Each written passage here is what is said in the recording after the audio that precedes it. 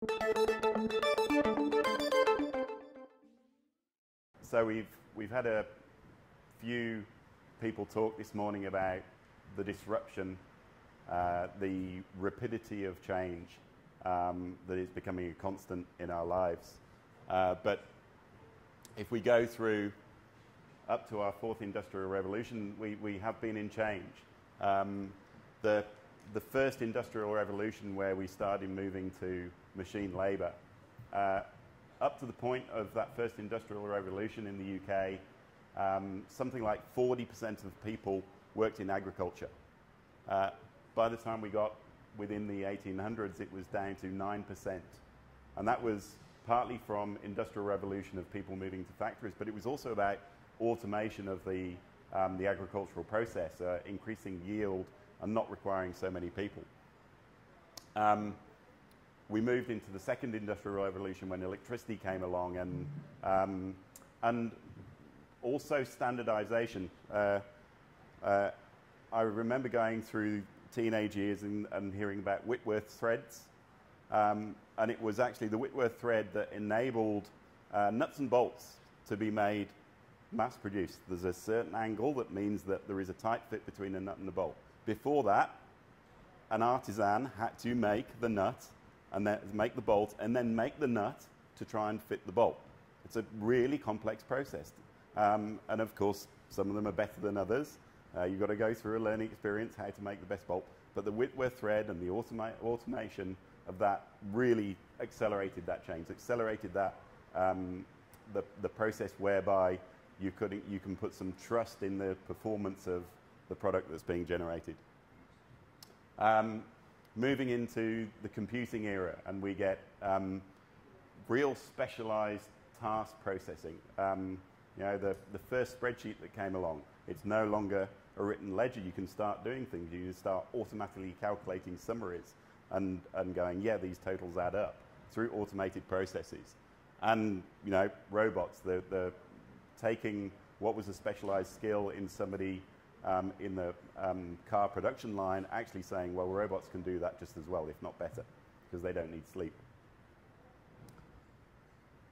And then we're moving into an even further automation of processes. The fact now that Siri has become my admin assistant, that I think Sam said he used it to set his alarm. So it's moved from a somewhat automated process to a massively automated and natural process to say, hey, could you wake me up at 6:30 because I've got to get here for 7:30. And the starting up of smart systems, Siri is a fantastic smart system that is growing and growing in capability. It's still fairly stupid. It's sometimes funny, but it is growing in its intelligence. But what we've had in those first three revolutions is that we've been improving the product and making it fit into the environment. What we've now got with this consumer-centric mode of consumers interacting, and they're starting to define, this is how I want my product to be. And I think that's probably one of the most major changes in this is why we're seeing this massive disruption, and the speed of that is that the voice of the consumer, the voice of the customer is starting to come in, and we're actually starting to be able to react to that and adjust the product.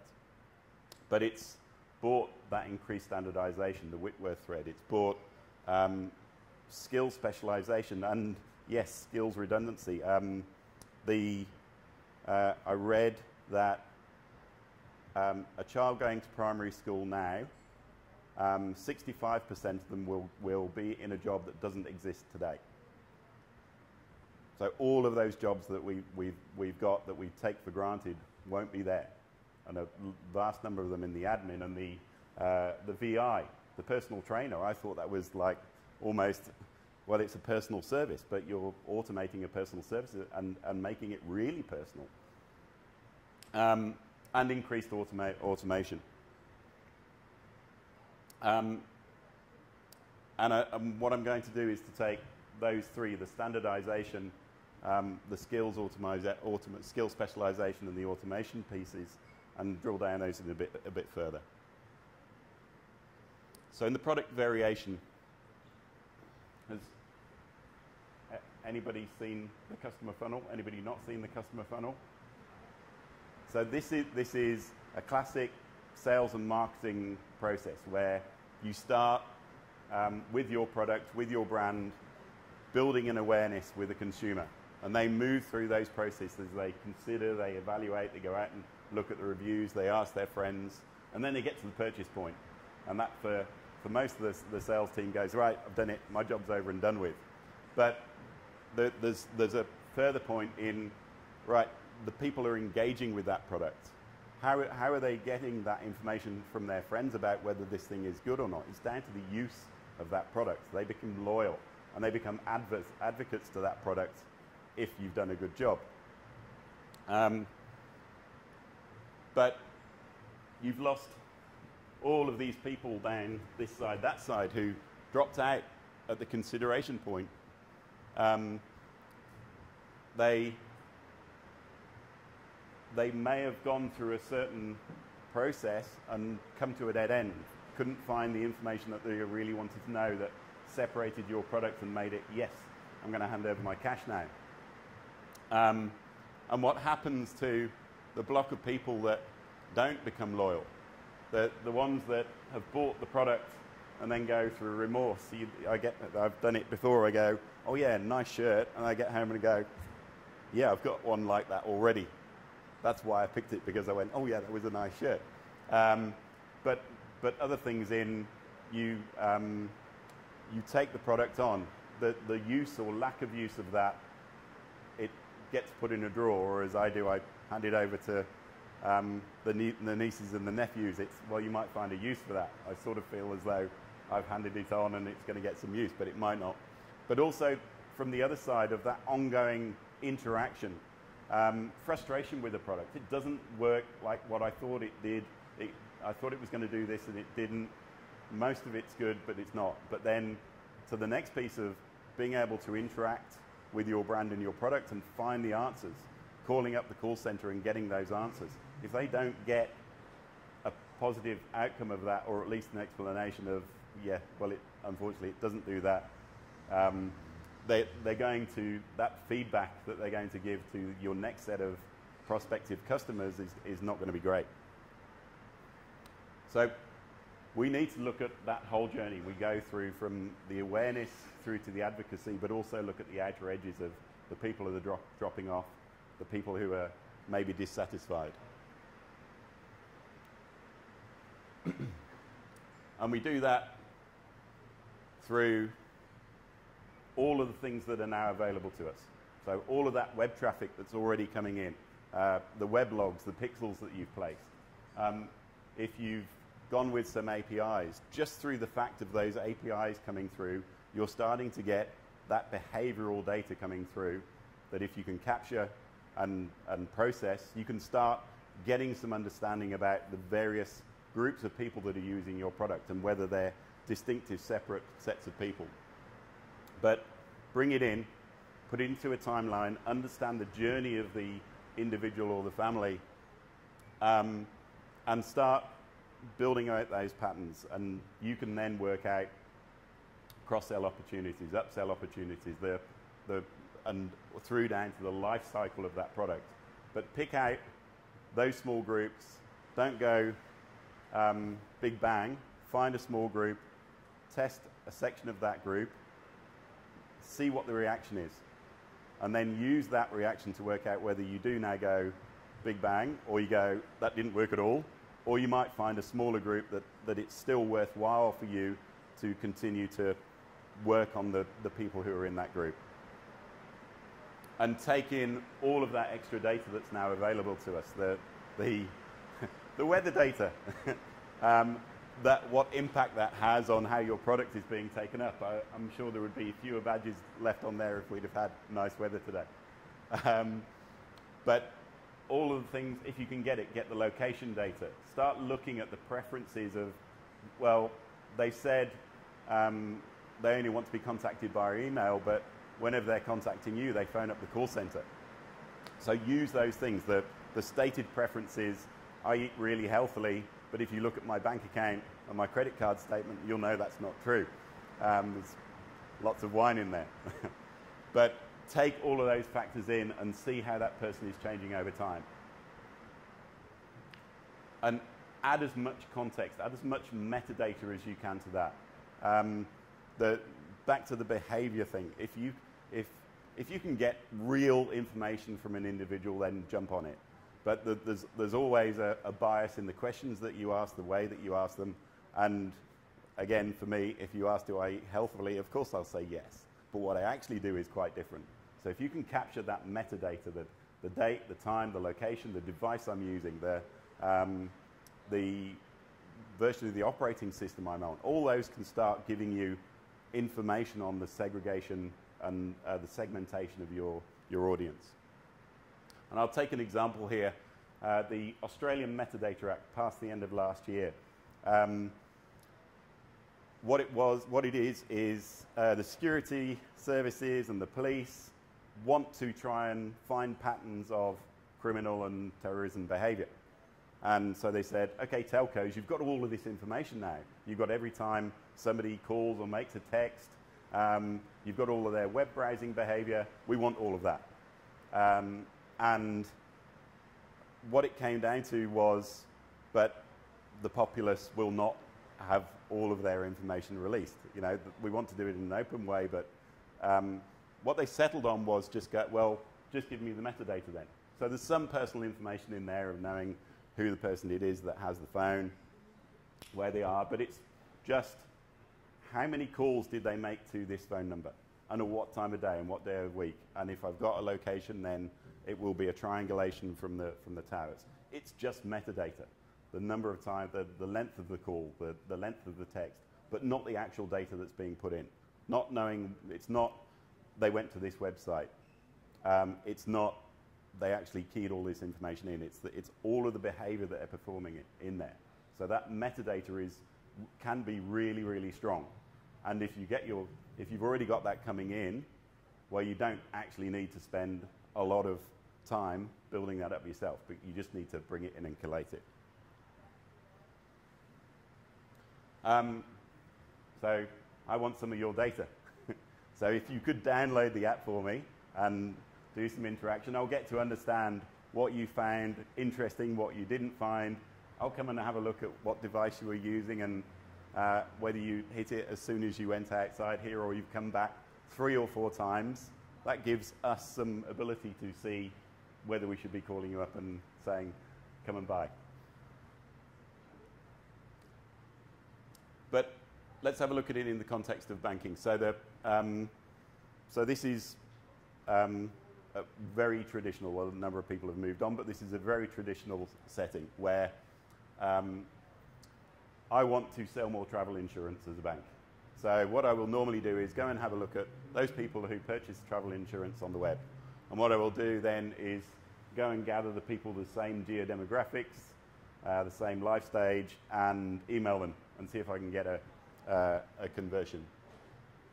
I may also go, if I've got branches, you've come into the branch for foreign currency, and I've given a script to the call center, to the person in the branch, to go, oh, did you know we also do travel insurance, and make that offer.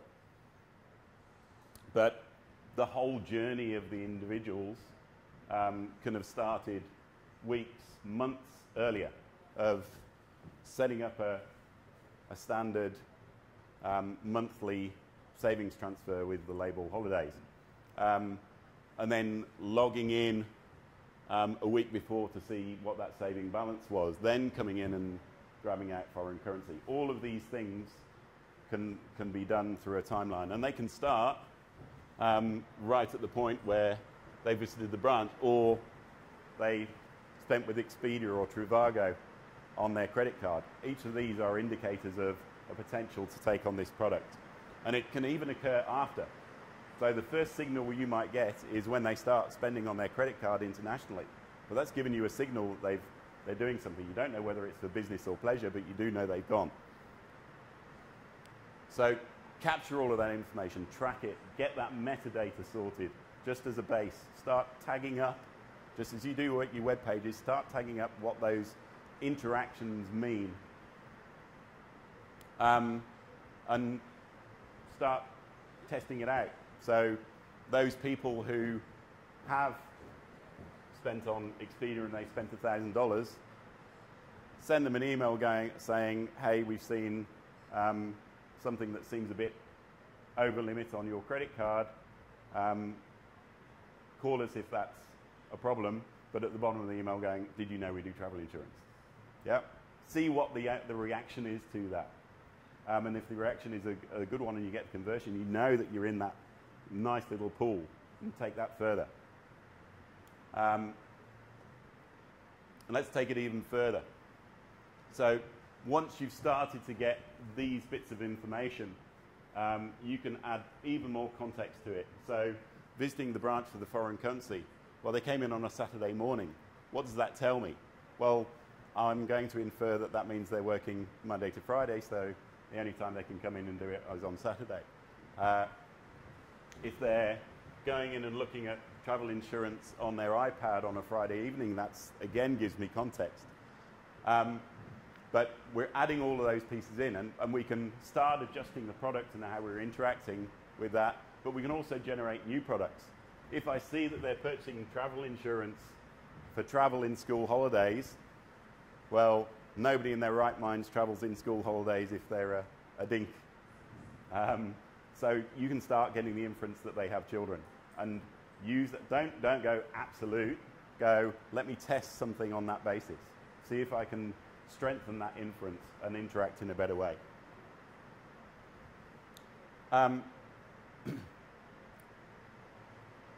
Consumer expectation is definitely in there guiding that product, that you need to be listening to them all of the time. And this is from Henry Ford, 1922. He said, yes, listen to the customers, but don't go and change your product for the 1 or 2 or 5%. Build it up based on a strong knowledge of what needs to change. Now, we've got some very vocal tweeters and people out there. You need to react to them in the way that is appropriate, but don't completely change your product based on the tip of the iceberg. But we can take that further and start looking at text analytics, and live chat logs is one of those areas where this information can start to be used. You can look at the tone, you can listen to the volume and the tone of voice, you can look at the words that are being used within that, and you can start guiding the live chat person on your side in, right, I think you should use some calming words here because it seems to be getting a bit OTT. And even putting up these phrases have worked before. This is starting to get to a learning process where you're helping these people guide and settle down upset customers. Skill specialization. We are all specialists. There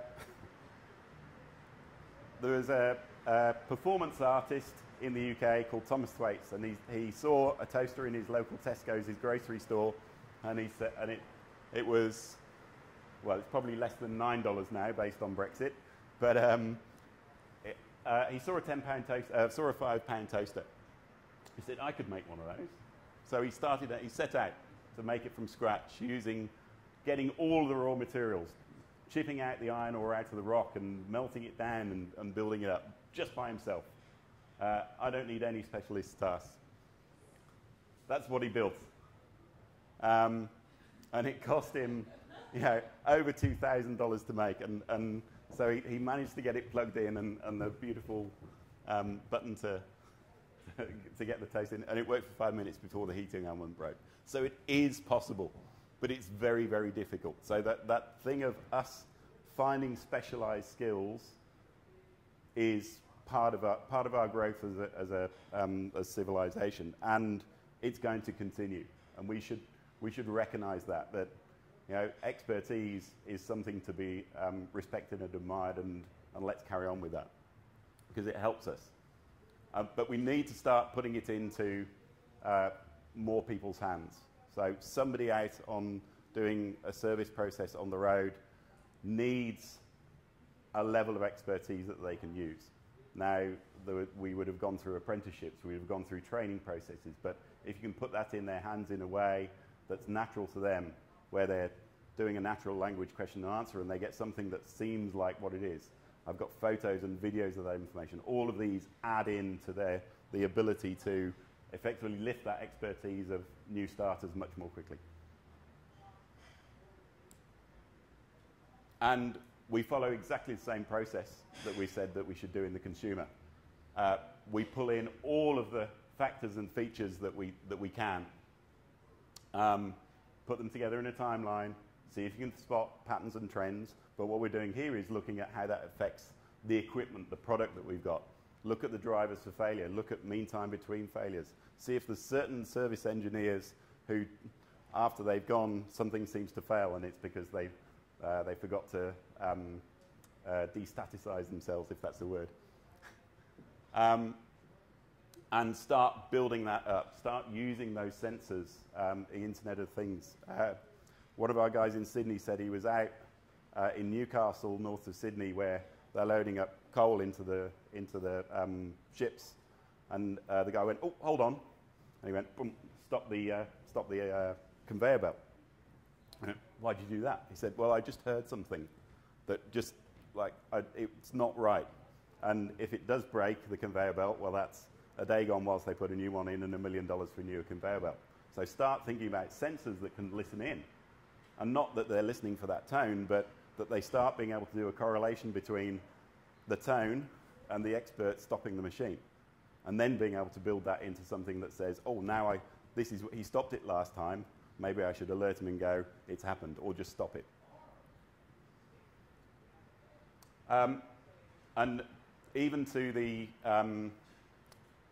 reporting, analytics, user experience, we've got loads more unstructured data, all that social media text, all of the feedback, the photos, the videos. But the people that we got to actually attack it, we've got lots of reporting, analytics, analysis people. We may have some analytical modelers, but we've got very few data scientists, and they're still very, very expensive. So let's look at that process that we did before and say, what if we could do that? So we take that unstructured data, apply the metadata, and conform it a bit more. Pull out the text, pull out the subjects and the objects. We can start putting that into the hands of the modelers, into the hands of the analysts, and allow them to do their jobs better. Classify that data, put more attributes on, and make those insights easier for them to create and change their own little section, their own little division based on trusted data. Lastly, increased automation. I know it's just before lunch. I just need a bit more of your brains. Yeah. So, artificial intelligence. Where we are today with Siri, with chess computers, various bits and pieces, we're in artificial narrow intelligence. What we're doing, and Chef Watson, we are training up artificial intelligence in one area of expertise. You ask Chef Watson today about what wine goes with that food, he won't be able to tell you. Needs a bit more expertise. You ask him what's the weather like going to be tomorrow, he wouldn't be able to give you any sense of answer. Maybe he could do it based on the recipe you asked for, but that's all he's going to do. So artificial and narrow intelligence is where we are today. All of these clever things that we're building, AI. We next move to general intelligence. It's not there, but the suspicion was it was going to be 2100, then it got to 2040, and now suggestions are around 2025 we're going to have general intelligence, something you're interacting with that truly has a human level intelligence. And then at some point we get Skynet taking over the world and looking at us as minions, but that's a bit away. These ANI systems are starting to grow in their capability, but what they're doing is increasing the automation process, helping us in our daily lives, helping us do things better, do things quicker, doing things that with more trust in the outcome. And it's those cognitive systems. What they're not just doing is providing you back information. What a good cognitive system is, sees what you do off the back of that, takes feedback, and learns from that and changes it. And what the most common you may have heard out there, machine learning.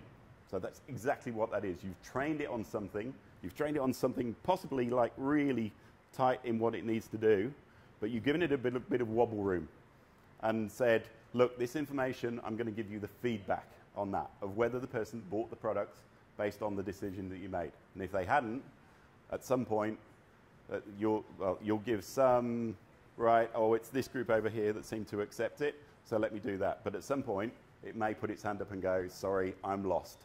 Please come back and help me. But all of that machine learning process is being trained, given a bit of expertise, listening, acting, and then reacting to the feedback.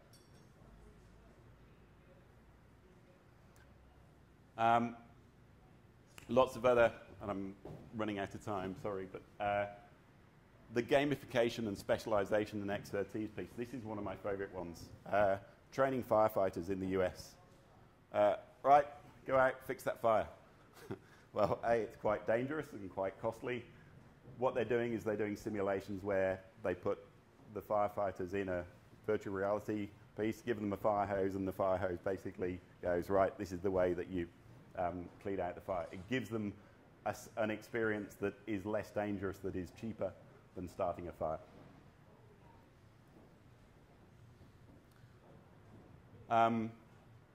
So where we are, we're doing a whole load of knowledge correlation. That's what Watson is. It's pulling out all of that knowledge, compounds, behaviors, what recipes work well, which ones work badly, and using that information to refine what its recommendations are. The next one could be, we're all getting smart meters put in our houses. Well, if that smart meter understood the weather that was coming through and knew that you were in an area where, you know, every time there's a thunderstorm, your power's likely to go out, well, it can therefore make the decision to start putting saving power into your battery storage, so that if that outage occurs, you don't lose your power. And if the outage doesn't occur and the weather goes past and you're fine, it can then release the power from that battery. That's starting to become possible. There's been a few blockchains there, but there's other pieces where blockchain is basically just an assurance of the order of data. So you can start from a manufacturing process and go, here are all the raw materials, and I can follow all of those raw materials through to the final product, through to a batch, and understand this batch failed because I can see all of the things with an assurance to work out where that process failed, what I should do, what do I need to change. Do I need to just recall these 10, or do I need to recall 200,000 of the batch? And Uber. It's law at the moment that you have to mention either Uber or Airbnb in a presentation, so here's mine. It's disrupting itself. It's starting to build autonomous vehicles. And it's removing the thing that gave it all of its money, the humans who are doing the driving. But it's realized that actually that can change, and actually I can probably make more money out of it and use it for other purposes. So this is the sort of progression that we're getting. Shane said it, Sam said it, the change is going to be constant. The disruption is going to be constant. The new startups are going to be in there and they're going to be in your face, but what don't they have? They don't have that customer base. They don't have that knowledge that you've captured. They don't have a brand and a level of trust. If you can find that group of consumers who will be the first starters and help you through that journey, or that you've got a strong enough pace where you can try out things and say, hey, did you like this? Or just take the behavior off the back of that. That's what you've got that they haven't. And I think that you need to go, it's going to take you ages to do that. And what we see are the successes, the Uber successes, the Airbnb successes. What we don't see are the 10 times of the failures. Yeah? That our ability to adjust and change and slightly coerce maybe is much stronger with our customer base if we listen to them, understand them, and react to them.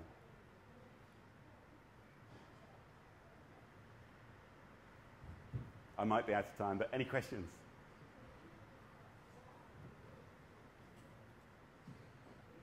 You're all hungry. Easy. Okay, Thank you. what's your favourite restaurant in Sydney? Oh. Got one? Well, we did our 120th date night, so 10 years a month ago, and it was Tetsuya. And Tetsuya. So French-Japanese. And he's sort of gone down a bit, but just the experience of the food. And Simon said it at Wellington, I think, is that the service part is half of the experience. Yeah, the product was brilliant, but the service and the interaction. And the guy said, "Well, here, this is from Adelaide Hills," and my wife said, "Oh, well, I grew up in the Adelaide Hills," and he said, "Oh, it's just around here, around the corner." It just brings that much more to that experience. Yep, yep. Indeed. Hey, that was good, wasn't it? Yep. Oh. He's learning to be a goat. So he said, right, I want to, after making a toaster, I want to remove myself and start feeling what it is a bit more back to animalistic ways. So he's constructed himself metal limb extensions so he can climb up hills, but he's also gone, well, I want to eat grass, but my system won't do grass. So he's built himself a system that will take the grass that he nibbles, that he then drops down, processes it, and makes it edible for him. Yeah. Indeed, yeah. He can go in the innovation lab. Indeed, yeah. So keep him in there. Thank you so much. Thank you. James.